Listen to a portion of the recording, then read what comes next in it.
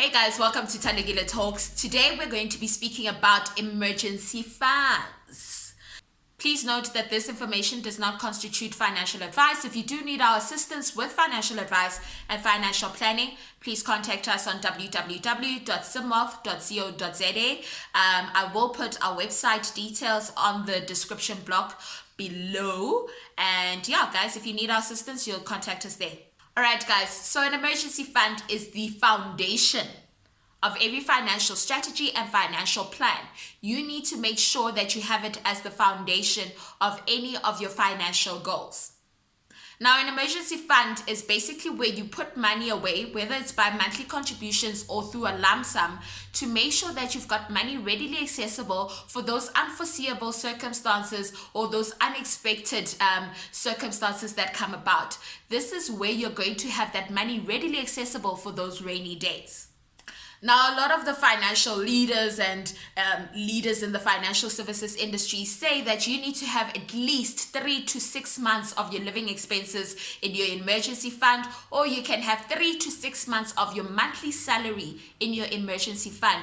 It's solely dependent as to how much of the scope of your emergencies you want to take care of. Whether you want to have it for cases where you are moving or transitioning between job to job and you want to have money readily available, it would be advisable for you to have it as 3 to 6 months of your monthly salary. Or if you just want it for a breaking geyser, your clutch kit breaking, or helping your family here and there when they need money, then 3 to 6 months of your living expenses is perfectly fine.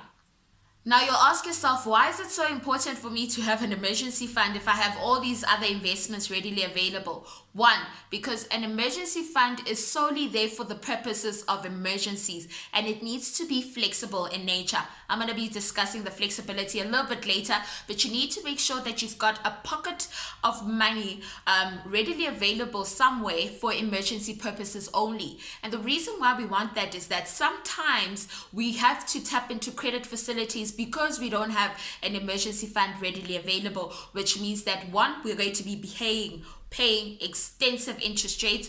Two, we're going to be paying off these loans for an extensive period of time because the mashonistas want their money, the banks or the people that gave you the personal loan want their money, and credit facilities are just generally very expensive and take a long time to pay off, and you don't want to have that challenge in your financial strategy. So then you'll ask yourself, how do I start saving towards my emergency fund? And the first thing that I'm going to tell you guys, please do not save your emergency fund in your banking account that you use for your transactions on a day-to-day basis. And the reason why we don't want to do that is because if that money is readily accessible to you on a day-to-day basis, you are bound to use it. And we don't want to use the money that you've saved away for rainy days for your day-to-day living expenses, because you should be already budgeting and making sure that you're living within your means and you also have money readily available for your rainy days. Now, there are a lot of financial products, investment products, savings products readily available out there, but you need to make sure that whatever financial product that you do decide upon is the one that is befitting to you and is perfect for your emergency and rainy day fund needs. Here are some of the emergency fund key factors that you need to take into consideration before you actually implement an emergency fund with any financial product of your choice. One, you need to make sure that this emergency fund is creating some sort of return or interest rate. You never know if an emergency fund is actually going to crop up. So if it doesn't happen, you need to make sure that your money is working for you and it's not sitting there idle, not doing anything at all. So you need to make sure that you're happy with the returns or interest rates that you're getting from the emergency fund investments or savings in itself.